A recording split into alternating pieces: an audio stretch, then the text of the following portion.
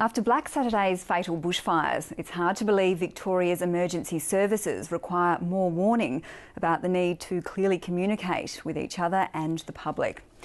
But this week, a report into Victoria's floods found the structure of our emergency services remains seriously flawed and unable to cope in catastrophic conditions.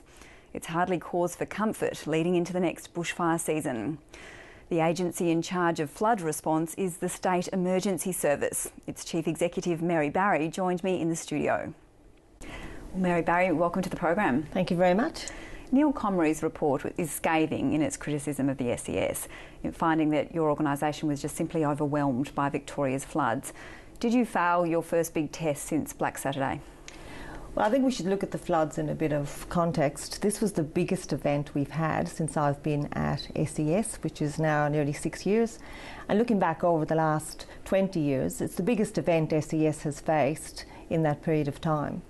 And it's an overwhelming flood for us in some ways. We had 143 communities that were affected, and we had 7,500 people that were affected.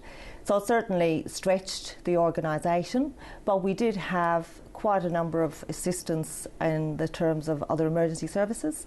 We had the Country Fire Authority, we had the DSE, and we had the Metropolitan Fire Brigade, and they certainly came and offered tremendous assistance to SES. But that was part of the problem, wasn't it? These silos of information that weren't shared. In fact, Comrie's report found recurring themes that are eerily similar to the problems identified post Black Saturday.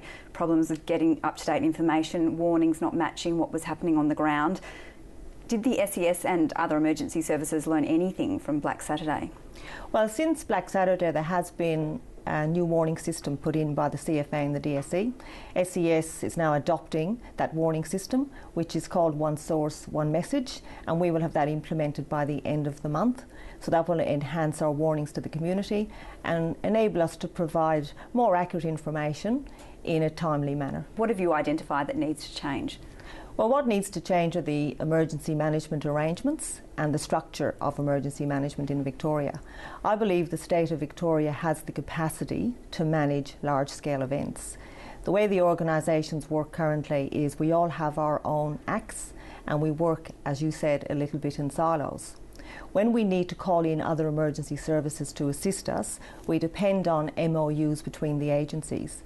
And because all the agencies have their own independent legislation, the MOUs are not identical across the sector because they have to be compatible with existing legislation.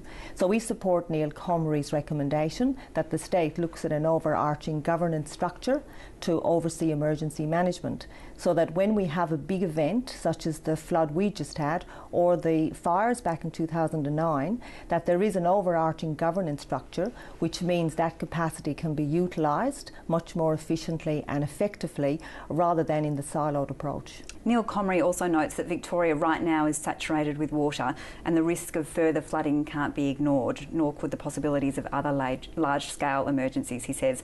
The SES got $19 million in the last budget. What are you doing to prepare? With that money, we will be appointing about 50 more staff across the state.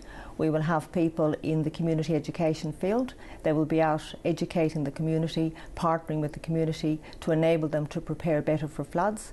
We did come out of 14 years of drought, and we had a community and services that were very focused on fire given the events of the last 2 years. So these people will work with the community and make sure they know how to prepare themselves and their property for future flood. We will also have more command and control staff out in our regions, and the majority of these staff are going out into regional Victoria. They will be there to assist with the emergency management response planning and also to support our volunteers when they're out in the field during floods and other events that might occur over the next few years. But as you say, the legislative changes that are required haven't happened yet and might not happen for a while. If there was a large-scale disaster tomorrow, what could the SES do differently? Well, we're working closer with the other emergency services. We're sitting down and talking with them and talking more openly and freely about how we can work better together and how we can surge that capacity. In other words, bring the people from the other emergency services in quicker and in a more timely manner, so that we're alerting people during the event and prior to the event. It seems that perhaps that conversation should have taken place after Black Saturday. I mean, why has it taken so long to get these sorts of issues clear in your mind? Well, there has been a lot of change since Black Saturday, and it has focused very much on fires. So CFA and DSE have implemented different structures and different ways of working together. So perhaps the issue of floods was ignored, is that what you're saying? Well, after 14 years of drought, people just weren't tuned into floods, and understandably so. So we now need to expand what the CFA and DSE have done to incorporate what Neil Comrie is calling all hazards, which includes flood and other hazards, and make sure that we have a structure across all our emergencies and not just fire. After Black Saturday, there was also a Fire Services Commissioner role established who oversees the response to a major fire. Do you think there's a need for that role to also include a response to floods, tsunami, earthquake perhaps?